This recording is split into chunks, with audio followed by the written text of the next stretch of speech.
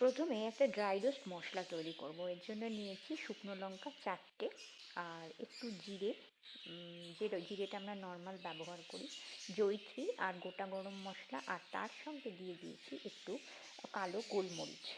তো এটাকে নাড়াচাড়া করে একটা মশলা রেডি করব। মাংস ম্যারিনেশনের সময় টক দই দিয়েছি, রেগুলারে যা মশলা লাগে সবই দিয়েছি, আর শুধু দিয়েছি আদা আর রসুনের পেস্ট। 3টে ডিম একটু বয়েল করে নিচ্ছি, মানে সিদ্ধ করে নিচ্ছি। কড়াইতে তেল দিয়ে দিয়েছি, হলুদ গুঁড়ো, নুন, সামান্য লঙ্কার গুঁড়ো দিয়ে আলু আর ডিমটাকে ভালো করে ভাজা ভাজা করে নেব। আমি আজকে বানাচ্ছি চিকেন ডাক বাংলো। তো আলু আর ডিম তো এতে দিতেই হয়, তো সেটাই একটু ভাজা ভাজা করে নেবো। তো এটা ভাজা মানে হয়ে গেলে, ডিম আর আলুটা মোটামুটি ভাজা হয়ে গেলে ডিমটাও তুলে নেব, আলুটাও সরিয়ে নেব। নিয়ে এই তেলের মধ্যে যেটা দেবো সেটা হচ্ছে বেশ কিছুটা কুচিয়ে রাখা পেঁয়াজ। তো পেঁয়াজটাকেও ভাজা ভাজা করব। আর তারপরে যেটা দেবো সেটা হচ্ছে আদা আর রসুনের পেস্ট। আদা আর রসুনের পেস্ট মাংস ম্যারিনেশনের সময়ও দিয়েছি, এখানেই আর একবার দেবো।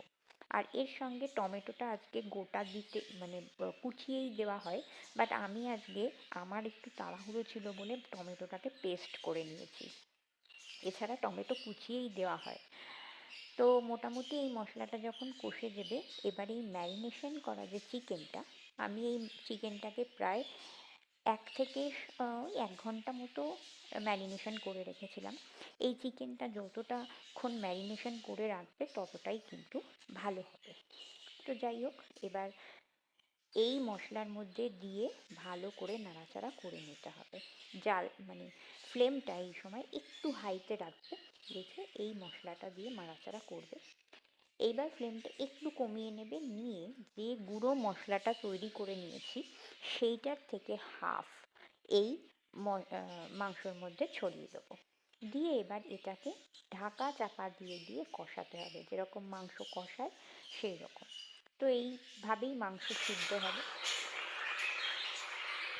অনেকবারই ঢাকা চাপা খোলা হয়েছে, মানে প্রায় মাংস সিদ্ধ হয়ে গেছে, একদমই প্রায় সিদ্ধ হয়ে গেছে।